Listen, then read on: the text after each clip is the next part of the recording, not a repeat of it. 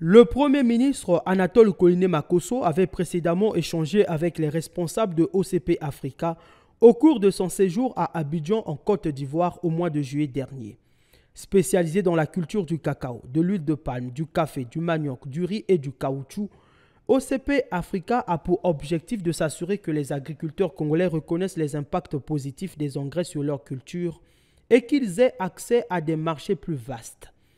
Avec le chef du gouvernement, il a été question de cerner tous les contours d'un éventuel partenariat avec le gouvernement congolais en matière de modernisation du secteur agricole, l'un des 6 axes prioritaires du plan national de développement 2022-2026. Présent dans 18 pays, OCP Africa affiche pleinement ses ambitions de faire de l'agriculture le nouvel or vert.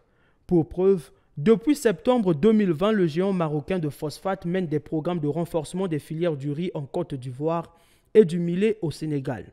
Au premier semestre 2022, OCP Africa a réalisé une hausse importante sur son chiffre d'affaires qui a atteint 5,6 milliards d'euros. Une performance exceptionnelle qui explique aujourd'hui le rêve que caresse ce groupe d'étendre ses activités sur bien d'autres territoires en Afrique. OCP, qui signifie Office chérifien des phosphates, a annoncé vouloir consacrer 4 millions de tonnes d'engrais en 2023 au renforcement de la sécurité alimentaire en Afrique.